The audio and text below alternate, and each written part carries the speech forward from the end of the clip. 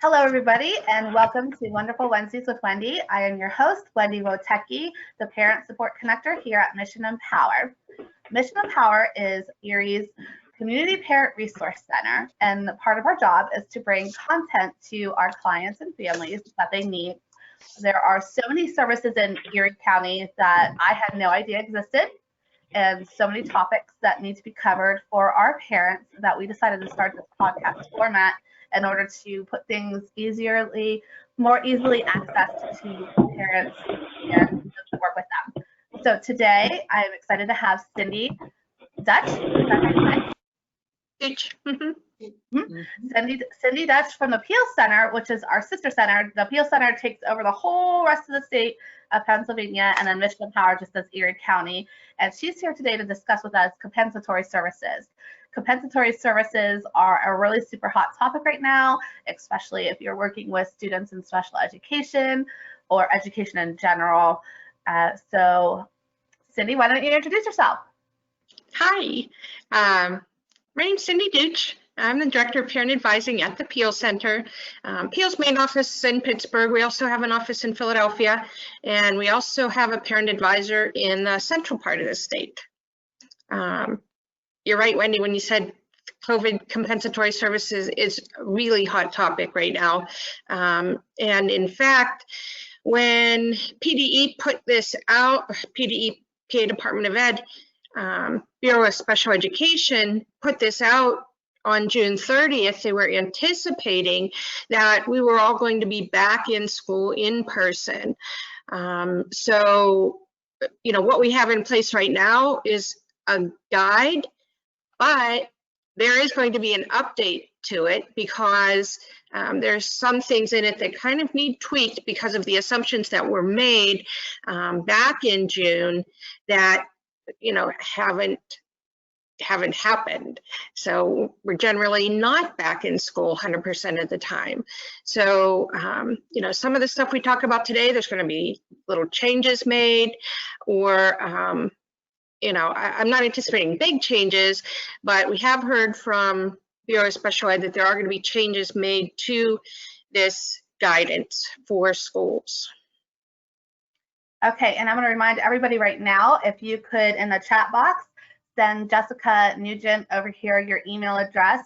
We can make sure that they get any of those updates or any of the handouts that Cindy might have available to us. We can get those to you, as well as the 2-3 question survey monkey at the end. So talking about compensatory services, where do we even begin? Because of course there are special ed students and then there's regular ed students. So what does the guidance from the start look like? Well, so normally when we talk about compensatory education, we're talking about something that the LEA did not provide. In this case, PDE has renamed it COVID Compensatory Services using the acronym CCS to distinguish that this is not, you know, not the LEA's fault, but that it was due to the extended school closure regarding COVID. And, you know, these compensatory services, I think almost every district realizes that probably most students are going to need some kind of compensatory services. But the challenge then is going to be figuring out what does that look like. So we have to remember that for every student, this is going to have to be individualized. There's not necessarily, you know, a program that the school's going to be put into place to say, okay, all kids with CCS, you're going over here. So that's an important thing to keep in mind when we think about, number one, you know, being in those individual meetings and coming up with compensatory services for kids, and what then will be offered and when will it be offered. So how does the team or the IEP team, is that who's going to be deciding the CCS services? So Sure. How does the IEP team decide if a student is eligible under the IDEA? Well, what we're looking at right now under guidance from the state, and believe me, this is, you know, as difficult as it is for us to understand, the schools are also having great difficulty understanding this. And the state is going to be putting out mandatory training for the schools so that they're not only getting good information, but giving good information regarding CCS. So kind of the guidance that we're looking at right now is that 2 weeks into the school year, and hopefully most of this we're thinking about synchronous learning, so real-time learning. We're going to look 2 weeks in to take some baseline data. So at the very start of the school year, first week is usually, getting our feet wet, getting the kids acclimated to whatever they're doing. That second week, the school should be looking at taking baseline data on the goals. So we'll take this baseline data, and what we're going to start then is what the state is calling some recoupment services. This isn't necessarily anything you're going to find in IDEA, but trying to make up skills that may have been lost prior to the building closures. We're going to try and teach as much as we can to kids so they can recoup those services that they were getting when schools closed in March. You're going to look at baseline data regarding their present ed levels, and then hopefully what's going to happen is that Carol Clancy, who's the Bureau Director for the Bureau of Special Education, what she has reminded us is that it's not like this should be extra daunting for the school districts, because this is data they're taking or should be taking all the time. Mm-hmm. This is nothing different. It's just the way we're going to use the data. So we're going to compare the fall 2020 baseline data, that data that they're taking 2 weeks in, and data to the progress monitoring that we were taking last year, so info that they already have, to determine if there is regression in either skills, so looking at academics, or behavior, and what kind of regression we're looking at as far as that data goes. So initially, the recoupment services are going to look at that regression in the skills or behaviors and the progress that potentially hasn't been made as a result of the extended school closure. And then they'll be tracking that throughout these 3 months, and then at the end of 3 months, taking a look at, similar to, I didn't want to mention ESY because this is not ESY and it's not similar to ESY, but similar to the way we collect the data, we're going to look then at what did the regression look like and how much has the student been able to recoup or get back from what they did lose. So, and this should be happening within, now what the guidance that we're getting right now from PD is that it should happen within the 3rd month of the 2021 school year. That's when the teams should come together. So how should that IEP team decide what the student needs for those COVID compensatory services? How should they decide?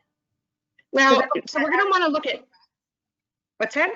They're looking at every student, not just special ed kids, right? Well, no, this is all regarding special education. Okay. So, we are going to take a look at all that data. Whatever, and this is when, really early on in March and April, we were talking about, families collecting their own data and having that information at the ready to be able to share with the school, because at that time, and then through the summer, we were the only ones that were seeing our kids. Right. So we have that kind of data that they don't.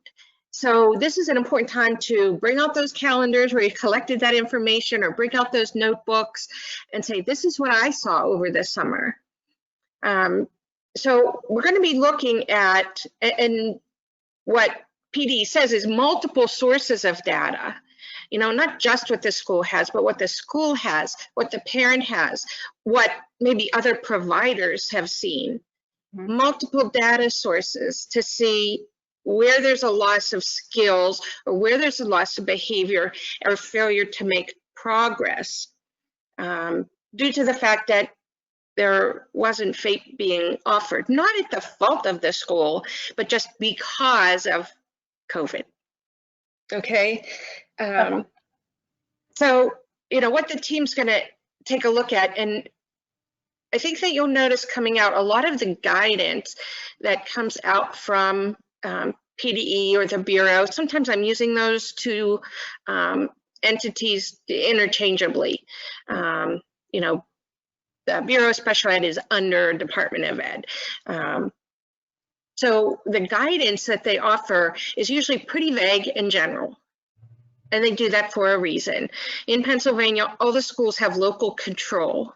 That means they get to make the decisions with their school board, okay?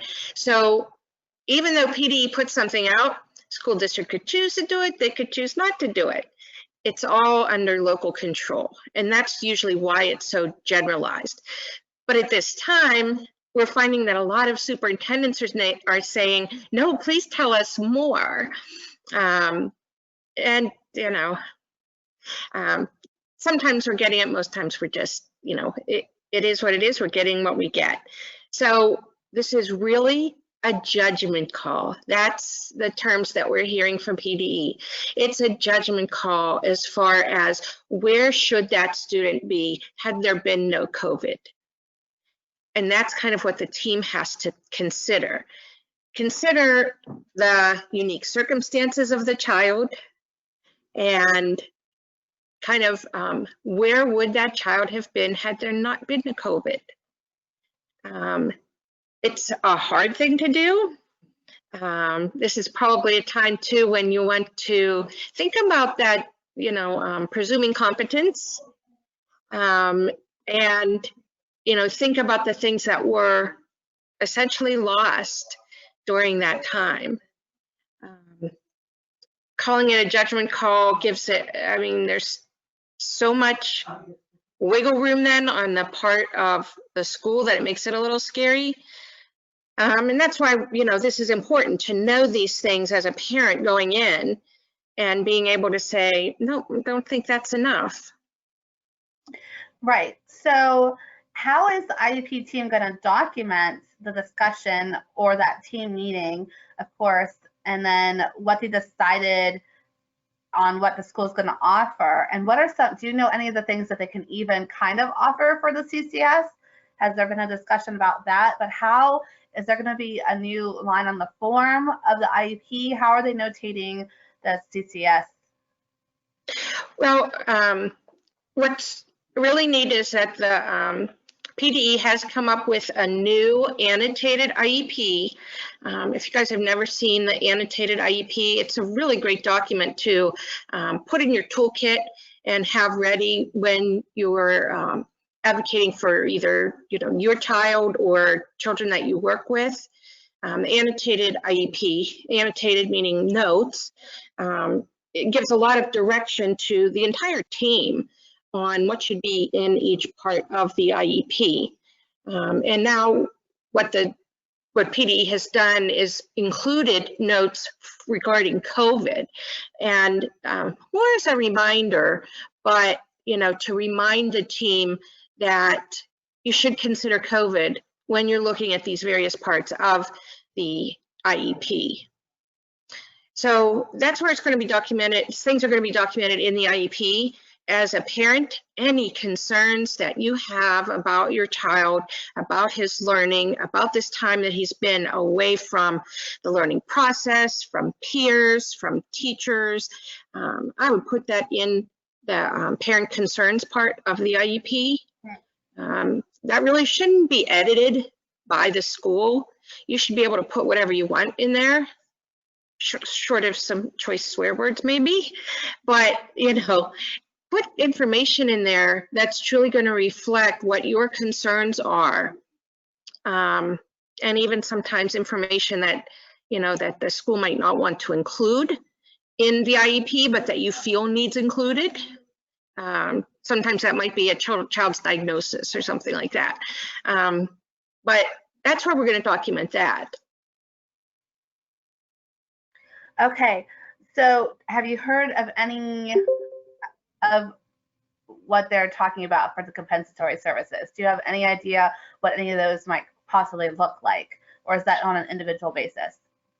Of course, it's going to be individual. That's why I say, if schools are thinking of coming up with, programs or something like that, I'd be leery of that just from the outset. But, what we are talking about is the CCS services can't be used during a school time. They are to supplement, not supplant, so not take place of what a child would be getting during their regular school day. That said, Okay. It can't take the place of what's going to happen at ESY.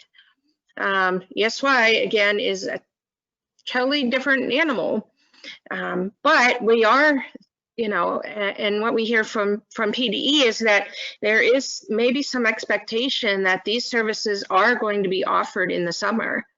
And that, this is time when the kids might be available. This is time when we're not having, a regular school year, but that there might be opportunity to teach the kids, to get them to the point where they would be had we not had COVID. Now, where this comes into play with ESY, and want to make sure that families really separate those two, is that those are two completely different things. In CCS, we're looking for a student to make progress, to make gains. In ESY, we're just looking to maintain skills. So that's why CCS can't take the place of extended school year, because the reason behind both of them is two different things. Betsy, no, that makes a lot of sense. And the kid should be, getting both of those if they need both of them. Okay, that makes a lot of sense to me. So when we are in the middle of doing this due to COVID, when should the IEP team talk about whether a student has aged out during the 2019-2020 school year and needs the CCS? So we're talking about our oldest students and them aging out like they should have, but they are missing a chunk of compensatory services now because of COVID. They missed that last 6 months of learning. How do they plan to handle that?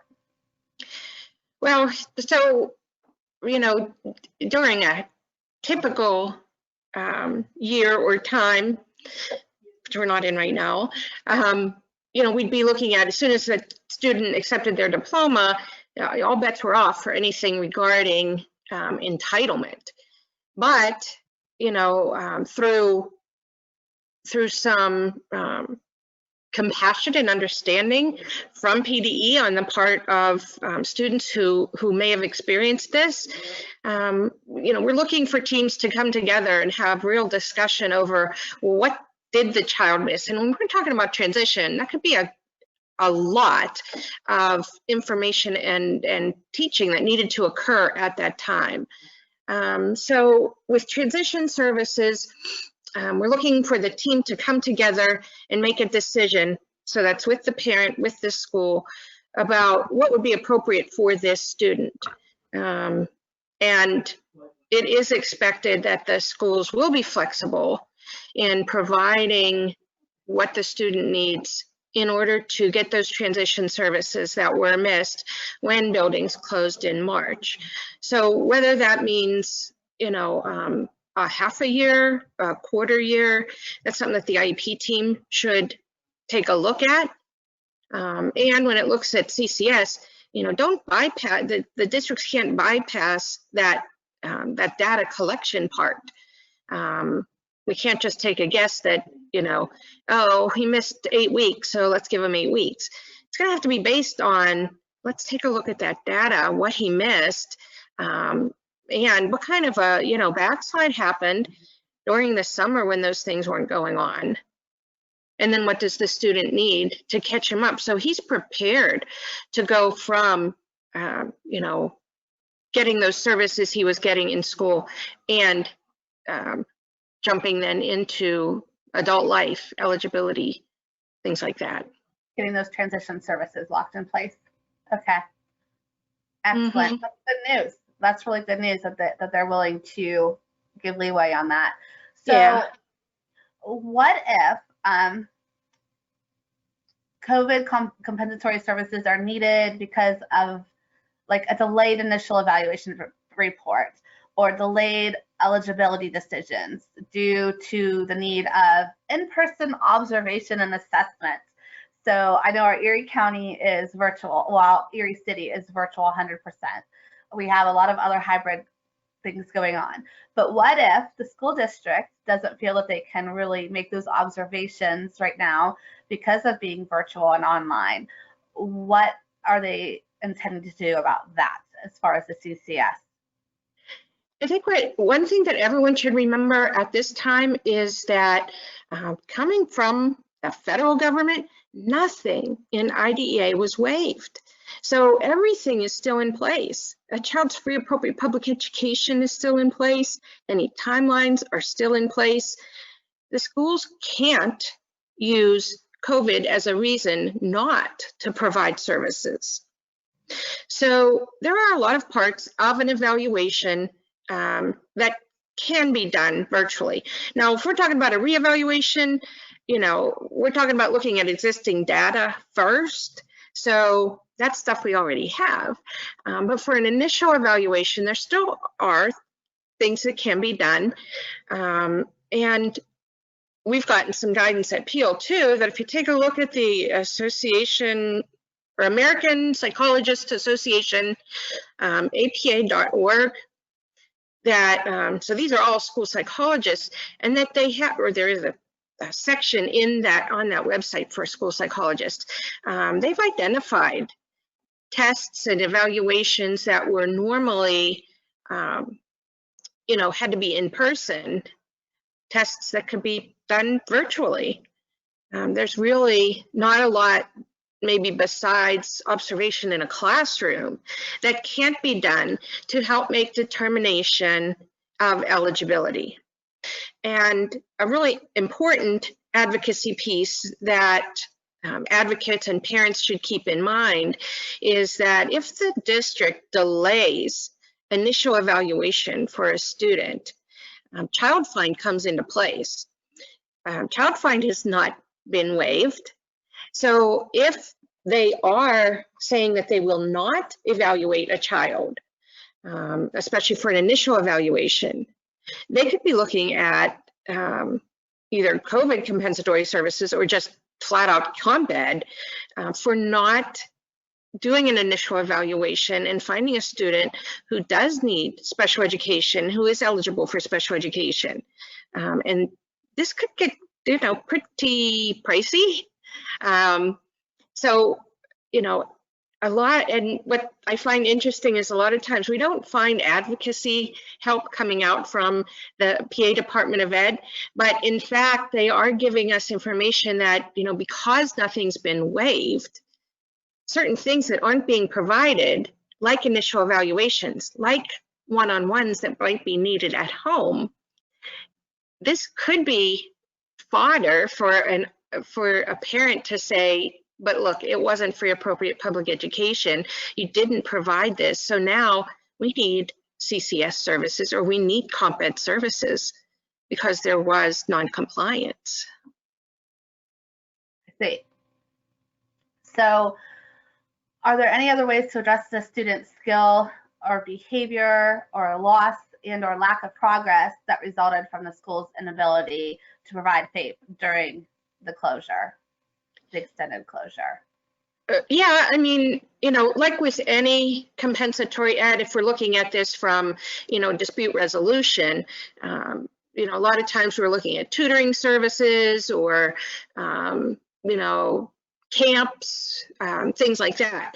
So if there was agreement on the part of the LEA and of the parent, then there are possibilities in, maybe looking at Learning Center for some help with academics, some behavioral support for students who may have regressed regarding behavior.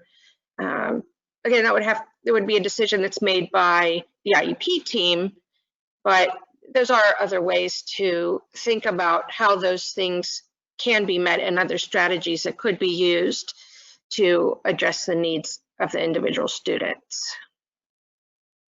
I see.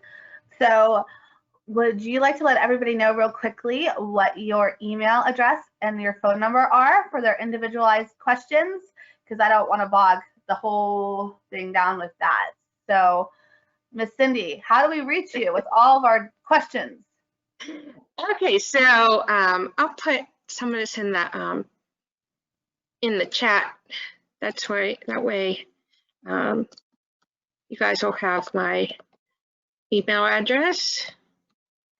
And yes, we're not in the office, but we're still working. I was telling Wendy, it's often October is our busy month. That's when we really see a peak. We're seeing quite a peak right now, so there's a lot going on. I'm seeing an increase as well, but at the same time, the school districts are like, just give us a second. That's what I'm getting. Just give us a second. We're trying. Just give us some grace and let us work it out. So that's what I'm hoping within that month period, that 3 months of data collecting that they're doing, that we'll have those issues worked out. Mm-hmm. So. Anybody have any questions? Cindy, real quickly. I know you're all cameras off, so you don't have to be on cable access media, but does anybody have a question real quick for Cindy while we have her? Okay. Okay, I wanted to know if a school district has offered a parent an option for the child to come in and get the one-on-one in the building while they're doing the Zoom, and the parent would prefer to have the one-on-one with the child in the pod. She's tied in with a child care center, and this child also is getting, it's fully inclusive, and she wants that inclusion. She wants her in with her peers that don't have disabilities. She doesn't want her isolated. If the district refuses to send a one-on-one to work with the child in that other setting, is there any option that the parent can use? Or does she have to take, all right, I'll take her to the school building, she'll sit there with the one-on-one, do whatever work, and then come home, but then she's missing out on being with her peers? Sure. So what I would look at first is, the IEP that was in place pre-COVID, and see if there's one-on-one support in there and what the one-on-one support looked like. Mm-hmm. If it was in there, then that's what the team had decided was free appropriate public education. So what the team should be looking at now then is, those needs didn't go away just because of COVID. The child still has those needs, and, look at the health and safety plan. If the other kids aren't coming into the building, there's no reason she should have to come into the building just to access that service. Okay. That's so, what I'll find this out when I work with her. Okay, and Wendy, did I send you the links to the COVID guidance? No? I'm going to send you all those links, and what I'm also going to send then is updated frequently asked questions. And in that frequently asked questions, there is the issue of one-on-one. So use that to help guide the answer that you're looking for, that, if this is a need of the student, then and she shouldn't be expected to do anything any other student, isn't doing, then the team really needs to look at, do we need to provide that there? Okay. Everybody that sent your email, we'll make sure that you all get copies of that. Thank you. I did send it. It's separate from my name, but it's there. Okay, no worries. Mm-hmm. Any last questions for Cindy while we have her in front of us? Or you can send a private email, whatever you want to do. Yeah, this is Lenore. I'm from Mercer County, but I have a question. When you talked about families right now who've,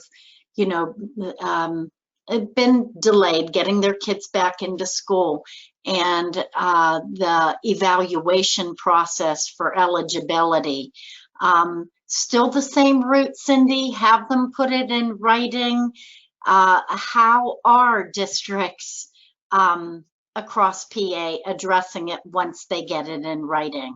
How are they addressing that? How quickly should they be responding to the parent who may have a child that meets eligibility for IEP services?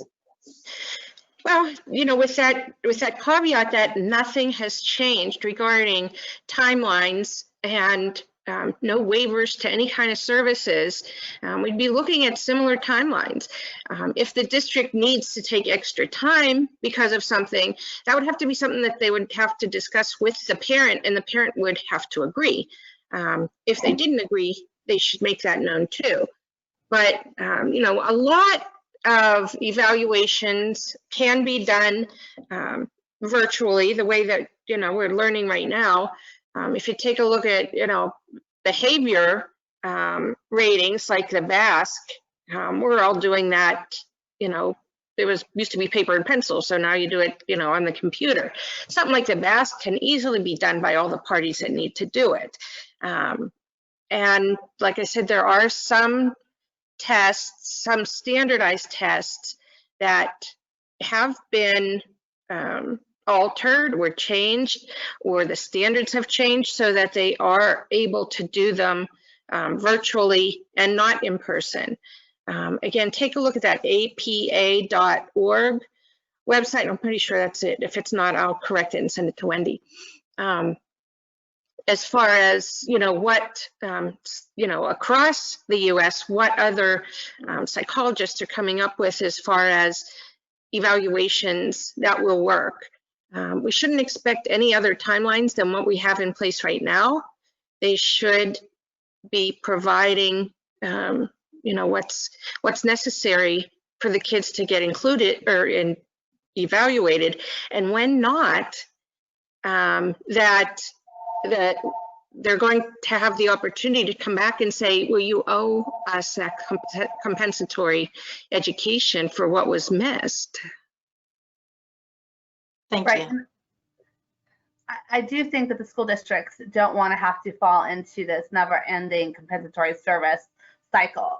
So I do believe that they're going to, once we give them a hot minute to get used to this new switch over to hybrid learning, or virtual learning, I think once we give them that couple weeks in, that they're going to start figuring things out and then start rolling the ball pretty quickly, because they're not going to want to sit in this revolving situation.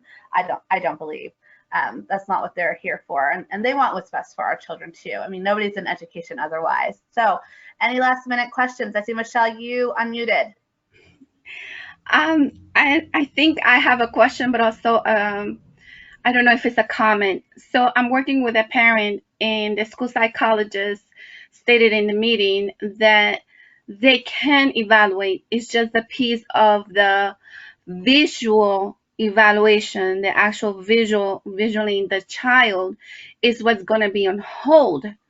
Now, my question inside of me is saying, how about logging into Google Zoom? Is that allowable, or would that be a HIPAA violation, or what? So I wanted to know what you guys think about that. You mean in the home? Well, the psychologists are going to do virtual evaluations, so I heard. But the piece of the actual where they have to visualize or evaluate the child physically at the classroom level, that piece is going to be on hold. But me and myself in my brain, I'm saying, okay, could they do it through Google Zoom? Can they evaluate it that way? Or is that evaluation with HIPAA or what? So I wanted to, it's like a question, but it's a comment. But I want to hear what you have to say in that. Do you understand what she's asking, Cindy? She's asking the psychologist can actually get in that classroom and visually watch that child. Now, if it's in the home, we're not going to get the same information we would be looking for, that person would be looking for in a classroom. When we're talking about sitting with peers, we may get information about on-task behavior, but that's not to say that the evaluation, can't be put together with the information that we have and say that part's going to be coming later. So that, with the parents' agreement, that can be done. Who knows when, I hear reports now we're not talking about being all done with this until towards the end of 2021. So, they can go forward with writing the report, with finding eligibility. And, again, we would caution the district to, to really think about eligibility, because if they were to find a student ineligible and later find that they were eligible, that would really take it, the comp ed on that would take a hit. So we have to think about that.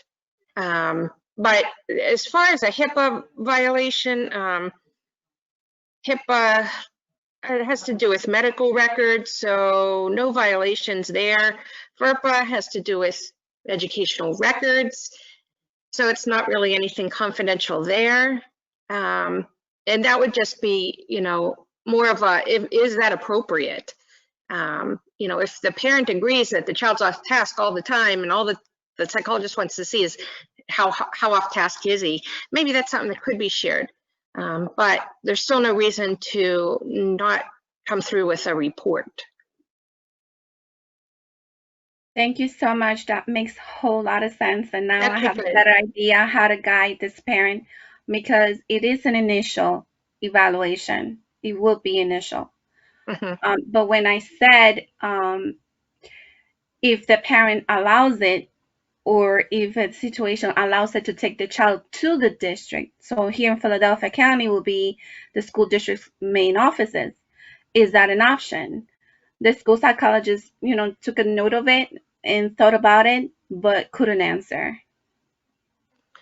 Yeah, that's up to the parent. I mean, if the parent's willing to do that, some parents, they're much more concerned about that health and safety, and not willing to take their kids out at all. If the parent's willing to do that and is okay with it, but otherwise, there's no reason that they can't, come up with that eligibility decision based on all the other information they have, and then wait on this just to further inform the team and to complete the report. But again, we're looking at, are they not providing services to a child who would need them?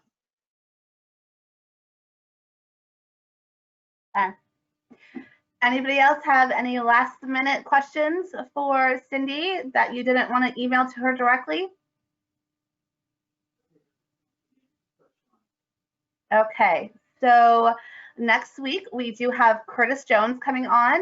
He is our trainer of IEPs and 504 plans. He will be answering a lot more direct questions regarding that. So if you want to tune in next week, we are changing our time to accommodate us going back into the CAM studios. So Community Access Media is here in Erie, and they have amazing studios with a green screen and all kinds of wonderful technology that'll help us produce a better quality piece of material. So once again, thank you, Cindy, for coming today. Thanks. You will be able to find the link to this podcast on our Facebook page and our YouTube page, Mission Empower.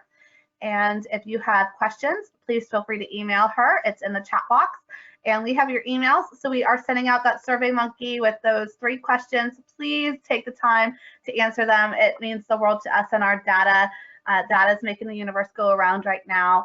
And we will get out to you as a thank you all of that information and the handouts from Cindy that she's sending over regarding the CCS. So thank you so much. Everybody have a great day. Thanks for coming on another day of Wonderful Wednesdays with Wendy.